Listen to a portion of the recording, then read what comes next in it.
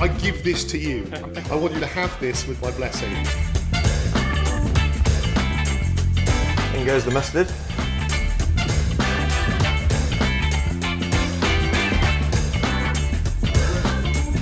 Oh yeah. Bread's a bit like toilet roll at the moment, isn't it? It's like gold dust. You gotta hunt the stuff down. I was lucky enough to get one of the sort of cheapest loaves I could find. I always get the sense that these are the kind of loaves that you tend to use in an American style grilled cheese. Yeah, absolutely. It's got a reasonable sugar content, so it caramelizes beautifully. Look, the grilled cheese isn't supposed to be arty. Okay, this thing we're doing here, this is like a freebie. I'm only doing this just to improve your life. This thing is better with a hangover. It's better with cheap cheese. You know how most great artists want to leave something for the future, for posterity? I give this to you. I want you to have this with my blessing, and you can pass it on to your children in the fullness of time. What sets it apart from a sort of typical toasted cheese sandwich? Because I've had grilled cheese when I've been to the States, and there's something almost a bit disgusting about it, which makes it so delicious. It's all the things your body wants. It's fat, it's salt, it's dough, and it's all those things put into one place. But here we're going to improve it even better. So take your 2 slices of bread and grab your mayonnaise and smear it on both pieces of bread. Heat up your pan. Do I put any fat into that pan? Oh, no. No. It's much more exciting than that.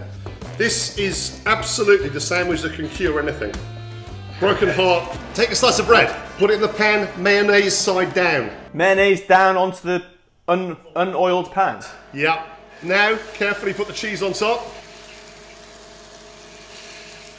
Then put the second piece of bread on top of that, mayonnaise side up. Got you. Good. A bit of cheese overboard. Doesn't matter, that's fine. Move the sandwich around to sort of pick up the leaky cheese. So why mayonnaise on the outside of the bread rather than butter? Basically, by using mayonnaise, what you're doing is you're frying the bread, the same as you would on a regular grilled cheese, but you're also adding a kind of lovely, delicious, flavoured omelette-y thing to it as well. I'm salivating thinking about this. Yeah, I told you, change your life.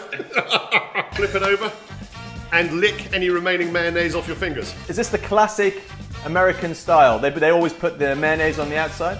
They don't always, but the good ones do. And the cheese inside is looking gooey and delicious. Move the sandwich around in the oils and fats and greasy bits so it picks up the last bits. It's looking like it might be done. The cheese is beautifully melted inside. Put it onto a plate. If you want to, you can lift it out and put it onto some kitchen roll and dab the fat off it. Oh no, goodness no, that would be a waste, wouldn't it? If you do, we cannot be friends. That's it forever. All over, man. You are dead to me.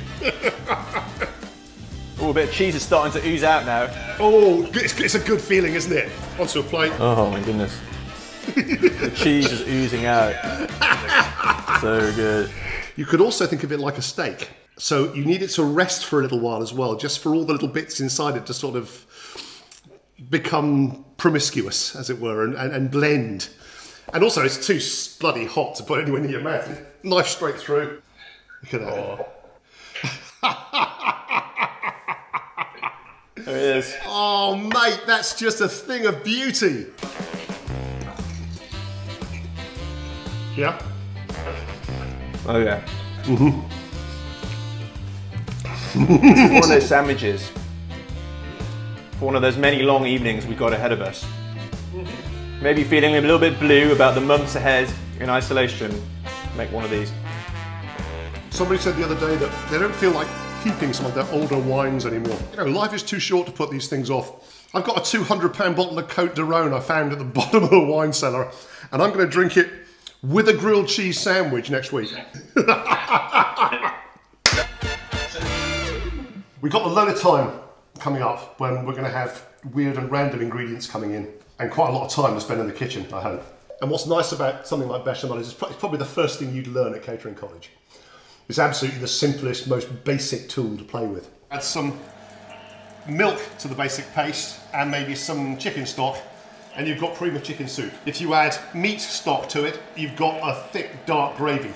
We're actually going to thicken some beer to make the basis of a sauce, which will have a lot of cheese in it as well, which you can then use to make a Welsh rarebit, which is a brilliant snack, a really, really easy thing, quite a sort of child pleaser, quite a crowd pleaser as well.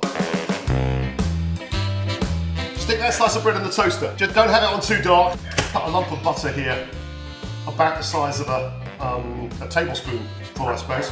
Something like that? Oh, smaller than that, a little smaller, half that. As that butter's melting, add to it roughly the same amount of flour. Combine the two together. I'm going to put a spot more butter in mine, actually. More butter's not going to hurt, is it? What sort of smell are you getting off yours? Don't know. Should I be adding more butter? Might starting to bubble up a little bit.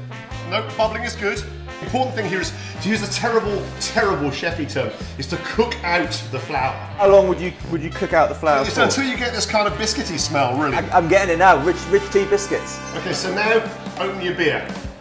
This is all I had lying around, Newcastle Brown. Class act.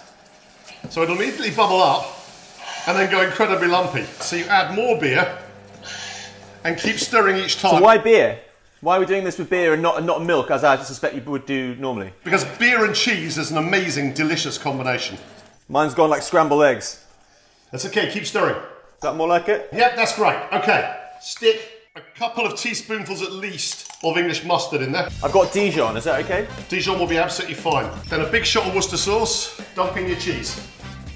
The other thing you can do that's really, really good with it is put it in baked potatoes. So this time you can also add, if you want to, things like Tabasco, black pepper. You've got a kind of gloop now, yeah? Now you taste it and see what else it needs. Mine needs more Worcester sauce. I'm going to give mine an Indian twist. Oh, I can't recommend this stuff highly enough. I've always wanted to lay this stuff out on greaseproof paper, let it go cold, and you could slice it into squares, the same as that really bad American burger cheese. Oh wow, this would be the ultimate burger slice. This Guinness, I know it's middle of the afternoon, but you know, we're in lockdown, mate, it's got to be done. It's almost like Christmas, isn't it, being in lockdown? Minus the seasonal cheer. Good? Oh yeah. Smear it on top, right to the edge, but thicker and heavier in the middle. Oh, some of it seems to have leaked onto my finger. Oh no! So shove it under your grill. Whoa, I think I've saved it in the nick of time.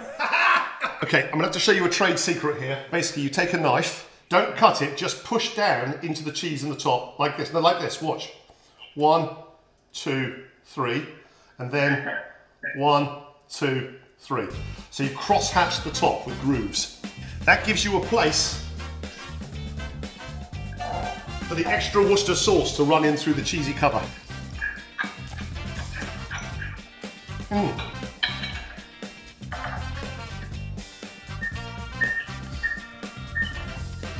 What do you reckon? I think that's just the most unbeatable thing.